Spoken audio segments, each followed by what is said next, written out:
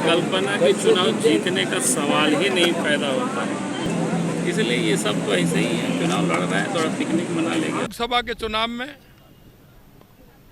पहले हमारी 12 सीट थी और अब की बार पूरी तरह से 14 सीट हम यहाँ जीतेंगे। विपक्ष के पास कोई काम नहीं है, आरोप में आरोप वो लोग लगाते रहेंगे। हम लोग तो सिर्फ काम में अपना विश्वास रखते हैं, प्रभु श्री राम पर विश्वास रखते हैं।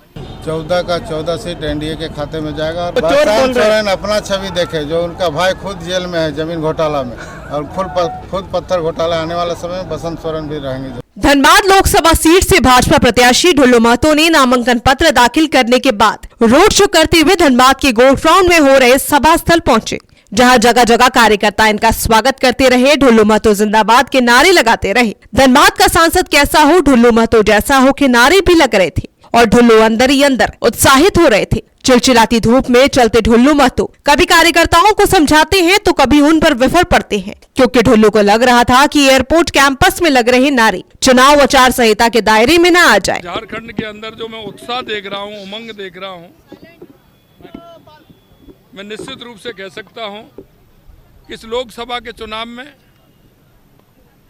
पहले हमारी 12 सीट थी और अब की बार पूरी तरह से 14 सीट हम यहाँ जीतेंगे। ढुल्लू के नामांकन में उमड़ी भीड़ ये बता रही थी कि अब राम राज आने वाला है। ढुल्लू के नामांकन में पहुंची धर्मपत्नी सावित्री अपने पति का सहयोग करते दिख रही थी। वो कहती है कि जीत उनकी सुनिश्चित है, जनता का आशीर्वाद उन्हें जरूर मिलेगा और राम के नाम पर उनके पति की जीत पक्की है।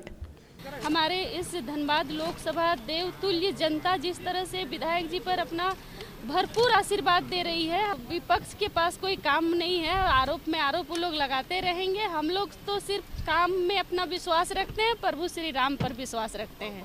वहीं धनबाद पहुंचे प्रदेश अध्यक्ष बाबूलाल मरांडी भी अपने पुराने अंदाज में विपक्षियों पर हमला बोलते हुए कहते हैं कि धनबाद सहित 14 लोकसभा सीट और गांडे विधानसभा पर भाजपा चुनाव जीत रही है। धनबाद सहित झारखंड के सभी 14 और गांडे विधानसभा के चुनाव हो रहे हैं, सबके सब सीटें इस बार भारतीय जनता पार्टी के खाते में जाएंगी। विपक्ष तो अपने ही वो कंफ्यूज है, कभी कुछ बोलता है, कभी कुछ बोलता है। परिकल्पना कि चुनाव जीतने का सवाल ही नहीं पैदा होता है। इसलिए ये सब तो ऐसे ही है, चुनाव लड़ रहा है, थोड़ा पिकनिक मना लेंगे। जिस तरह से ढुल्लू के समर्थन में भारी भीड़ देखी गई, लेकिन ये भीड़ वोट बैंक में तब्दील होती है या सिर्फ सड़कों पर नारेबाजी करती है, ये आने वाले 4 जून यानी मतगणना के दिन ही पता चलेगा।